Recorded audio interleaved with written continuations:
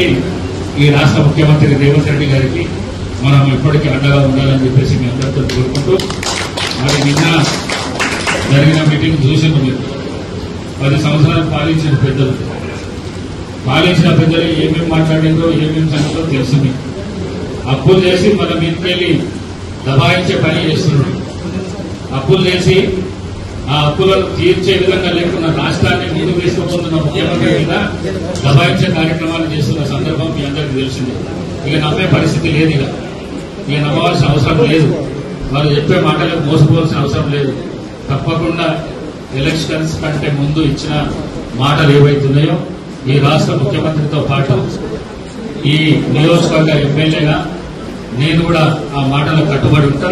తప్పకుండా ఇచ్చిన హామీలను అన్నింటినీ నిలబెట్టుకునే ప్రయత్నం చేస్తామని చెప్పేసి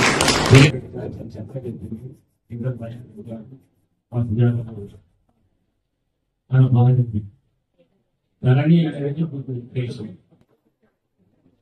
ధరణి వచ్చిన తర్వాత సామాన్య రైతులకు ఈ ధరణితో చాలా సమస్యలు వచ్చింది. మన భూమి వేలలో పడుతుంటే వేల మీద పడుతుంటే తిరిగి నిర్మాణం జరుపు ఆంటీ వస్తుంటాయి. కలెక్టర్ తిరిగి కూడా పనిగాని సందర్భాలు తీసుకున్నారు.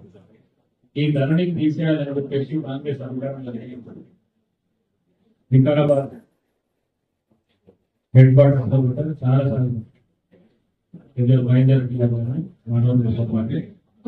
రామ్మోహన్ రెడ్డి గారు ధర్నాలు చేస్తాను, ఉద్యమాలు చేస్తాను. కలెక్టర్ ముందు చాలా పెద్ద ఎత్తున ధర్నా చేసుకోండి.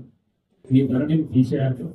దాని స్థానంలో సామాన్య మానవుడికి సామాన్య రైతుకు పనికొచ్చే మామూలు చట్టం తీసుకురావాలని చెప్పేసి మరి ఆ సమయంలో కూడా ఇప్పుడున్న రాష్ట్ర ముఖ్యమంత్రి కాంగ్రెస్ పార్టీ డిసిసి అధ్యక్షుడిగా ఉంటే ఆ రోజున వారిని కలెక్టర్ రోజు ఇన్వైట్ చేయడానికి చాలా పెద్ద ఎత్తున ప్రజలు హాజరయ్యి ఈ ధరణి స్థానంగా కొత్త చట్టం మంచి చట్టాలు తీసుకోవాలి, ప్రజలందరికీ అనుకూలంగా ఉండే చట్టం తీసుకోవాలని చెప్పి ఆ రోజు ప్రభుత్వం రావడానికి చెప్పి ఈ రోజు ప్రభుత్వంలో చేసినాక ఈ రాష్ట్ర ముఖ్యమంత్రి ఏ రేవంత్ రెడ్డి గారి ఆధ్వర్యంలో రెవెన్యూ శాఖ మంత్రి శ్రీ